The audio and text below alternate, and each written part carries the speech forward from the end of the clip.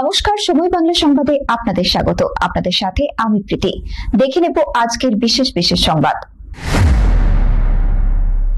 শহরের জেল পুকুরে ছট পুজোয় পুণ্যার্থীদের ভিড়, নিরাপত্তায় কড়া নজর প্রশাসনের। মেদিনীপুর শহরের ঐতিহ্যবাহী জেল পুকুর ঘাটে আজ ছট পুজো উপলক্ষে পুণ্যার্থীদের ঢল নামে। সকাল থেকে পুকুর চত্বর এবং আশেপাশের এলাকায় দেখা যায় উৎসব মুখর পরিবেশ। শত শত পুণ্যার্থী ও দর্শনার্থী ভিড় জমান সূর্যদেবকে অর্ঘ্য দেওয়ার উদ্দেশ্যে। ছট পুজো উপলক্ষে শহরের বিভিন্ন প্রান্ত থেকে মানুষ উপস্থিত হন এই ঐতিহ্যবাহী ঘাটে।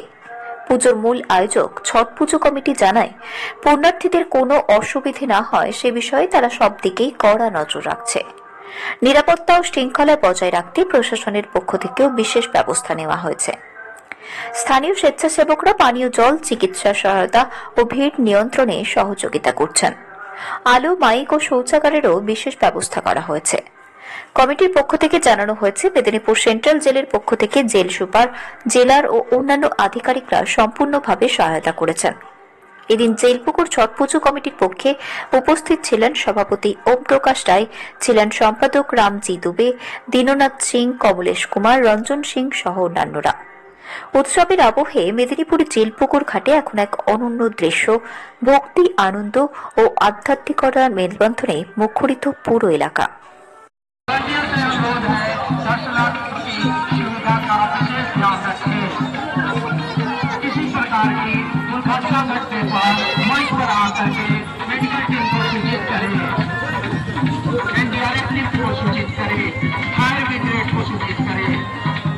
सभी आपकी सेवा में सदैव तत्पर है।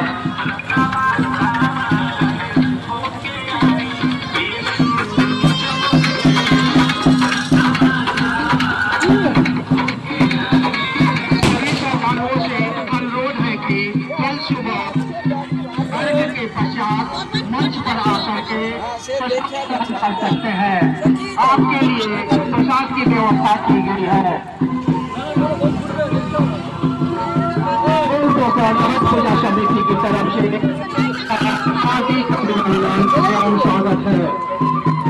किसी प्रकार की कठिनाई होने पर तुरंत संपर्क करें। वॉलंटियर जो है दर्शनार्थी भक्तों और व्यक्तियों का विशेष ध्यान रखें, उन्हें किसी प्रकार का कष्ट न हो।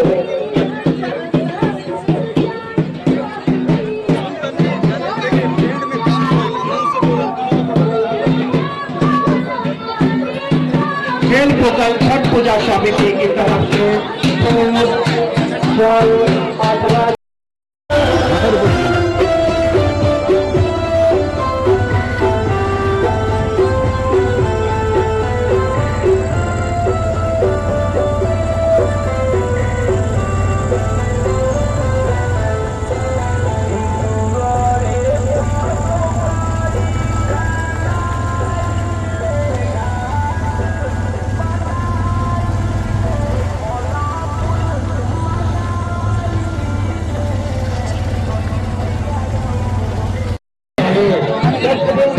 करें, पूजा समिति का सहयोग करें। इसे बनाए रखें।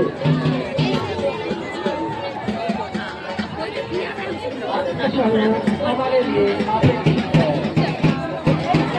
अगर अनुरोध करते हैं, आप स्वच्छता को बनाए रखेंगे।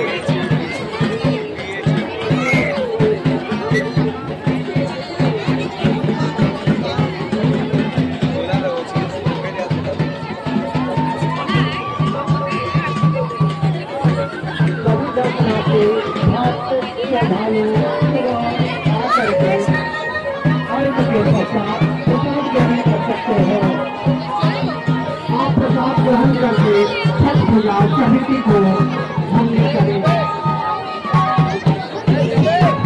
आप प्रसाद देने में आनंद की अनुभूति होगी।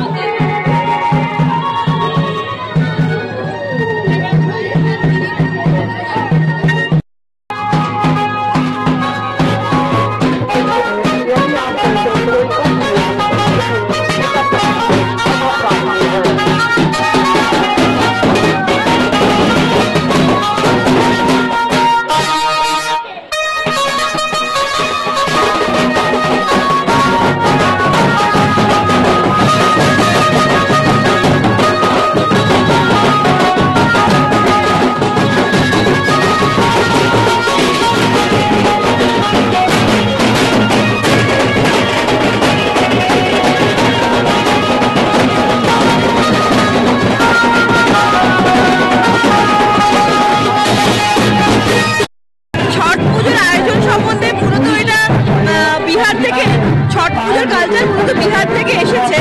এই কালচার সম্বন্ধে দু চার কথা একটু বলুন। এটা বিহার নয়, এটা বিহার উত্তরপ্রদেশ সব স্টেট থেকেই এসছে। এখন আস্তে আস্তে অল ইন্ডিয়া বিশ্বব্যাপী এই পুজোটা বিখ্যাত হতে চলেছে। এই ছট পূজায় আমরা 2 দিন ধরে উপবাস আর 4 দিন ধরে পূজা চলে। প্রথম দিন হচ্ছে নাহায় খায়, দ্বিতীয় দিন হচ্ছে খরনা, তৃতীয় দিন হচ্ছে সন্ধ্যা আরত, চতুর্থ দিন হচ্ছে সুবহ কা আরত। এইভাবে আমাদের এই পূজাটা হয়ে চলেছে।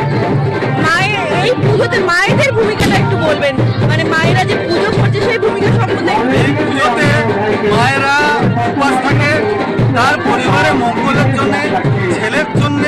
এই পূজাটা মেনলি ছেলের জন্য। তার মায়েরা তার ছেলে সন্তানের জন্য, সন্তানের মঙ্গল কামনার জন্য এই ব্রতটা রাখে। আপনারা কত বছর ধরে এই আয়োজনটা করে আসছেন এখানে? এটা তো বহু পুরনো পূজা, এখানকার আনুমানিক 30 বছরের উপরে হবে। সংবাদ এখনকার মতো এই পর্যন্তই। সঙ্গে থাকুন, দেখতে থাকুন সময় বাংলা।